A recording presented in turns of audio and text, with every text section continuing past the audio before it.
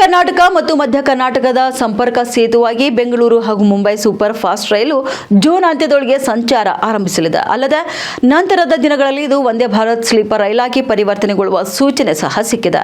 ಈ ಕುರಿತಂತೆ ಕೇಂದ್ರ ರೈಲ್ವೆ ಸಚಿವ ಅಶ್ವಿನಿ ವೈಷ್ಣವ್ ಅವರು ಕೇಂದ್ರ ಆಹಾರ ಮತ್ತು ನಾಗರಿಕ ಸರಬರಾಜು ಸಚಿವ ಪ್ರಹ್ಲಾದ್ ಜೋಶಿ ಅವರೊಂದಿಗೆ ಮಾಹಿತಿಯನ್ನು ಹಂಚಿಕೊಂಡಿದ್ದಾರೆ.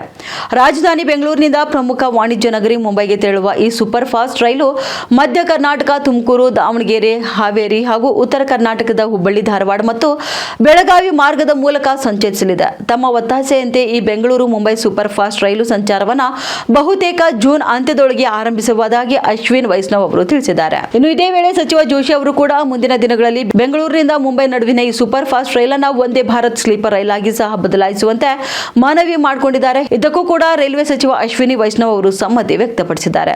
ಹಾಗೆಯೇ ಹುಬ್ಬಳ್ಳಿಯ ಶ್ರೀ ಸಿದ್ದಾರೂಢ ಸ್ವಾಮೀಜಿ ರೈಲ್ವೆ ನಿಲ್ದಾಣದ ನವೀಕರಣ ಮತ್ತು ಹೆಚ್ಚಿನ ಅತ್ಯಾಧುನಿಕ ಸೌಕರ್ಯಗಳನ್ನು ಕಲ್ಪಿಸುವ ಕುರಿತು ಸಚಿವ ಜೋಶಿ ಅವರು ರೈಲ್ವೆ ಸಚಿವರೊಂದಿಗೆ ಚರ್ಚೆ ಕೂಡ ನಡೆಸಿದ್ದಾರೆ. ಬೆಳಗಾವಿ ಸಂಸದರು ಮಾಜಿ ಸಿಎಂ ಆದ ಜಗದೀಶ್ ಶೆಟ್ಟರ್ ಅವರ ಪ್ರಸ್ತಾವನೆಯಂತೆ ಲೋಕಾಪುರದಿಂದ ಸವದತ್ತಿ ಹಾಗೂ ಧಾರವಾಡ ರೈಲ್ವೆ ಮಾರ್ಗ ಪುನರ್ ಸರ್ವೆ ಬಗ್ಗೆ ಸಹ ಸಚಿವದ್ವಯರು ಸುದೀರ್ಘ ಚರ್ಚೆ ನಡೆಸಿದ್ದು, ಈ ಸಂಬಂಧಪಟ್ಟಂತೆ ರೈಲ್ವೆ ಸಚಿವರು ಸಕಾರಾತ್ಮಕವಾಗಿ ಸ್ಪಂದಿಸಿದ್ದಾರೆ ಎಂದು ಸಚಿವ ಪ್ರಹ್ಲಾದ್ ಜೋಶಿ ಅವರು ತಿಳಿಸಿದ್ದಾರೆ.